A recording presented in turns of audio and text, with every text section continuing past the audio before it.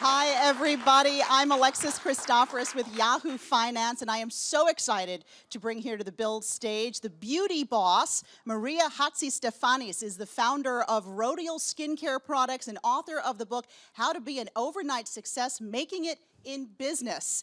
Yasu Filimu.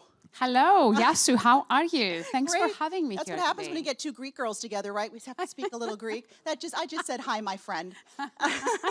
It's great to have you here. So Thank you. are from Greece, and you Correct. started your career there as a beauty writer for 17 magazine. Bring me back. How did that experience help lay the foundation for your beauty empire?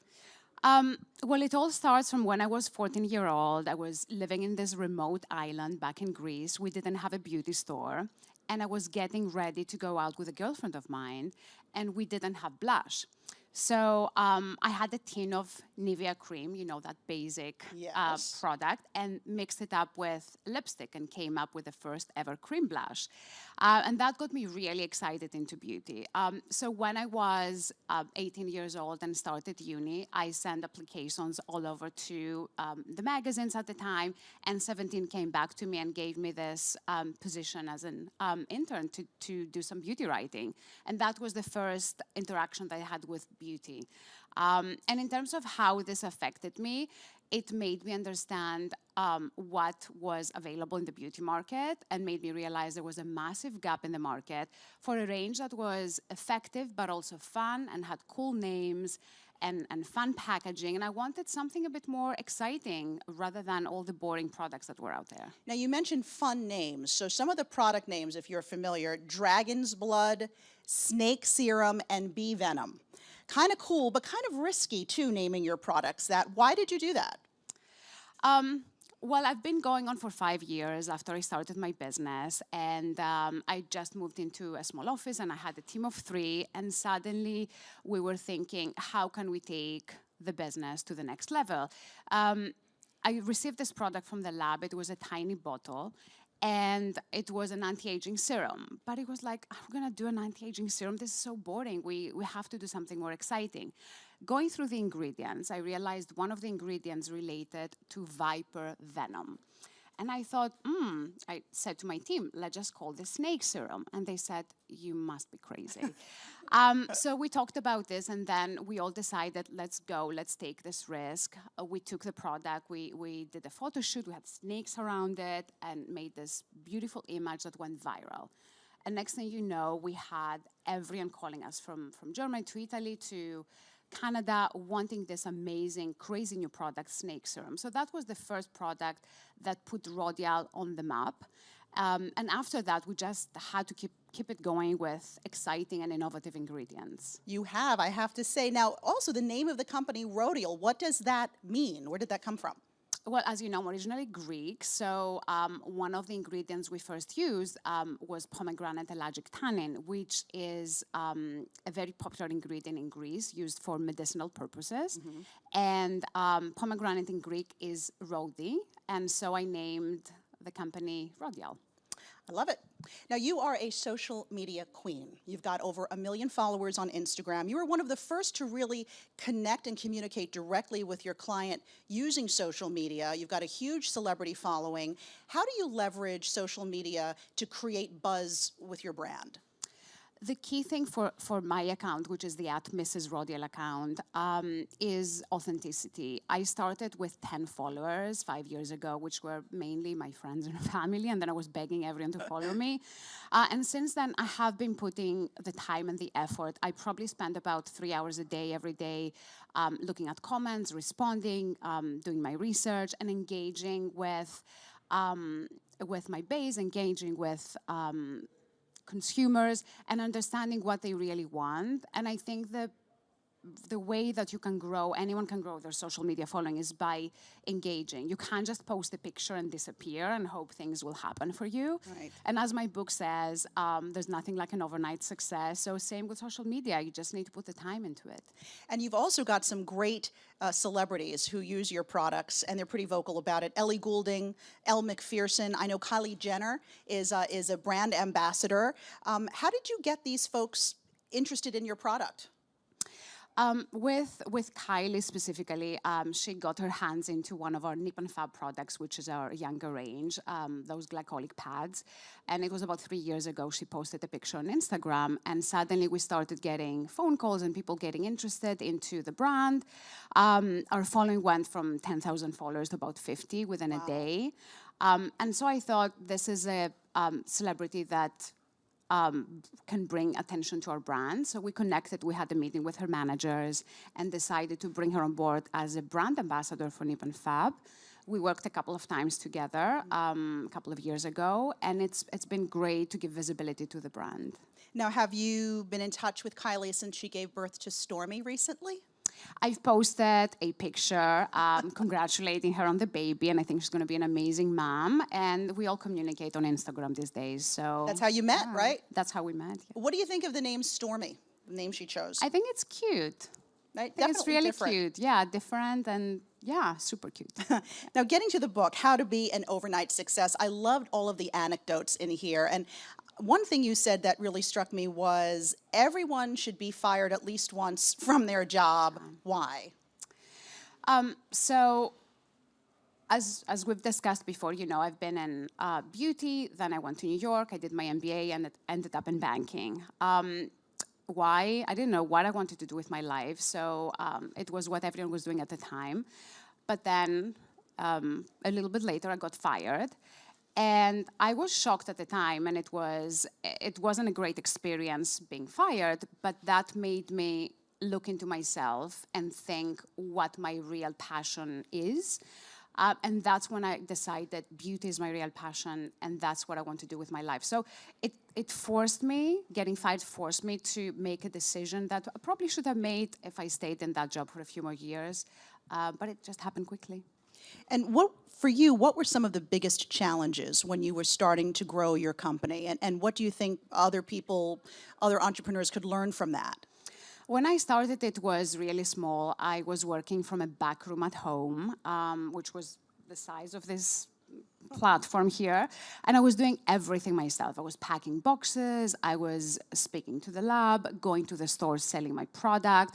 And I think a lot of people, they don't realize how unglamorous it is to have your own business. And you just have to do everything for yourself to get the business off the ground. But it really taught me a lot. And as the business grew, I've done everything from scratch. So then I knew how to grow every different department in the business. And talk to me about some of the newer brands. I mean, I know you started out with skincare, but you moved into makeup as well.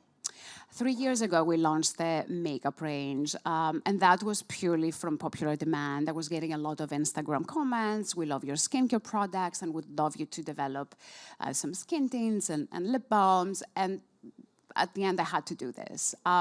3 years ago, we launched, and it's been amazing. We've worked with some of the biggest makeup artists like Maria Hatzistefanis, and a lot of celebrities are using our makeup, and it's an amazing business. We work with Bloomingdale's and Saks Fifth Avenue and Space NK in the US, and it's been going great. Now, you've also sort of built on your social media brand by having a web series called Mrs. Rodial, the Mrs. Rodial Project. Yeah. How did that come to be, and how do you enjoy doing that? That was a really fun project. So I produced the show working alongside with design students, and I mentored them into developing a special beauty project. And that was really fun. And as you know, that was discovered by the Project Runway producers, and they invited me to be a mentor at their show, The All Stars, which aired last week. And that had was to really have been fun. A lot of fun. What was that experience like, and is it something you'd want to do again? It was a great experience. I love working with young talent and just spending the time with such talented designers and helping them to find their way and coming up with exciting designs. That was a beautiful experience, yeah. Now, you have 2 children and a husband, and you're trekking around the globe for your book, for your products. How do you do it all? It's always challenging, and it's always evolving. How do you combine career and family? And in no way have I found the perfect solution. I work, my husband works, the kids are busy with sports and all sorts of activities. Because your kids are older teenagers, right? They're teenagers, yeah. And we just try to find some quality time on the evenings and weekends, but it's still evolving and we don't have it perfect yet. Now, in the beginning, when you started Rodial, you actually could not find the seed money easily, right? You couldn't convince people to invest in your company. So what did you do? I started really small. I had zero expenses, so I was operating out of a tiny room. I didn't have to pay rent, and I was doing everything myself. So I was putting my own time. I wasn't paid for the first couple of years. Very grateful. That's big, right? My husband being ready to was- not get paid for a little while. My husband was supporting me at that time, and I'm super grateful for that. And it was hard, but that made me think that everything I spend, I need a return. So when you don't have the investment, I think you're a lot more cautious and you get a lot more for your buck because all your decisions are very, they're very risk-free in a way. Yeah. You pack a lot into a day, Maria. Tell me, I'm curious sort of what the day in the life of Maria is like. Start with when you wake up in the morning. What time do you hit the ground running? I wake up at 6. I'm at the gym by 7. Back home and catch up very quickly with my husband and boys. Then I go to work. I work through until about 7:30, and I'm back at home at 7:38. Wow, so that is a long day. And what about your beauty regimen? I'd have to imagine you're using your products. I am using my products, and I have to say my latest favorite is the Dragon's Blood eye masks. Sometimes I travel a lot, I work hard, and this is the only product that helps me to get rid of dark circles. I apply them on, even sometimes during office hours. You'll see me in eye masks. Okay. Or in the morning when I'm getting ready to go to work. So I swear those Dragon's Blood eye masks. What's next for you? I mean, you've expanded, like we said, into makeup. What might it be? Clothing? Where else are you looking? I mean, right now I'm just excited for the book. And I think that I've gone through a lot to be where I am today. And my mission is to help other entrepreneurs and people who still haven't found their way and share my experience and give them the message that you can be a success. It is a journey, don't give up, and you can make it. So it's all about sharing my experience and helping others reach their dreams and goals. What do you think is the biggest misconception entrepreneurs have about running their own business? You do get a lot of rejection at the beginning, and I think that can be very disappointing and off-putting. At the beginning, when I started, there was a specific department store I was dreaming to work with, and I would send them emails, I would send them product. I would either get no response, or they would come back saying, we don't have space for you. And from the very early days, I decided, you know what, I'm going to take this no and turn it into a yes. And that no drove me to work harder and make it happen. And a few years later, I did get a yes from that department store, so that was really exciting. But it took me 8 years to get there. Wow. And I think the message is you have to keep trying and don't give up, but there's nothing like an overnight success. That is so true. I know that we have some members of our audience who wanted to ask you some questions today, so why don't we get to those? Yes? Hi, Maria. First of all, I love your shoes. Oh, thank you. I said the same thing. They're so They're so cool. cute. But my question is, what advice would you have for like young beauty entrepreneurs? What were like the most difficult challenges you had? You mentioned some of them, but what advice would you have to get over those difficulties in the beginning? Three pieces of advice for you. Number one, focus on your goals, but always have a plan B. You can get to where you want to go, but always be flexible on how to get there.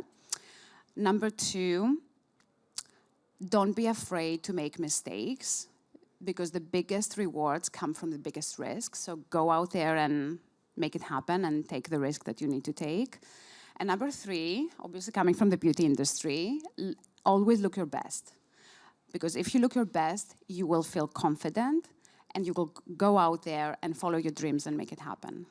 That's a good point. Thank you for your question, because the beauty industry is so cutthroat. And are there things specific to the beauty industry that people looking to make their mark should do that perhaps they wouldn't do in another industry? Do your research and make sure that your product is different to everything else out there.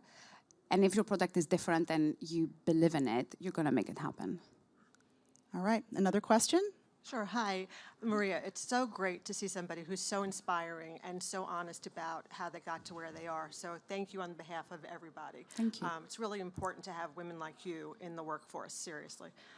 So if you met your 5-year-old self today, what would you tell her? I would tell her not to worry about the future.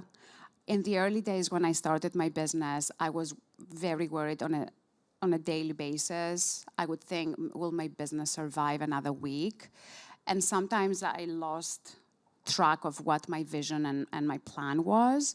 So I would say, do not worry, focus on your plan, and don't sweat over the small things. Just believe in yourself and you will make it happen. Yeah, you can get blinded by the worry, right? You do. You really can. Yeah. And we have time for one more question. Yes, hi. Hi, Maria. Hi. I'm Delnique. I think we kind of went over this a little bit earlier when you guys were talking. But as someone who wants to enter the beauty industry and landscape, I know right now it can seem a little bit saturated because you've been doing it for years and now you're success, and someone want to start it now, today, in 2018, when it's such a saturated market. What would your best advice be, and like what would you tell even someone like your sister or someone very dear and close to you, an advice like what to start, what to do, and how to stay motivated? The first thing would be that you have to persevere. I've started 18 years ago, and when I started, there were a bunch of other brands that started with me. And I would think, oh my God, they're doing things better than me. Most of them are not around anymore. So I think focusing and persevering in your idea and not necessarily comparing yourself to everything out there because you're going to go crazy. Just focus on your idea. And then the other thing I would say is don't be afraid to ask for advice and find like-minded people that potentially are going through the same challenges as you are going, other entrepreneurs, not necessarily in the beauty industry, could be in another industry, and feed off each other's energy, surround yourself with positivity, and get advice, and yeah, just focus and you will make it happen. Thank you. Thanks for your question. Well, now tell us, where can we find How to Be an Overnight Success? We've launched with Barnes & Noble in the US, and I'm really excited. We had some great feedback. I've got some great stories of how people were inspired by the book and turned around their lives and careers. So I'm very excited to share the book with our US fan base. Well, we are so great that you stopped by, Maria, here to the Build stage. Thank you so much. We appreciate it. Thank you for having me. Thank you.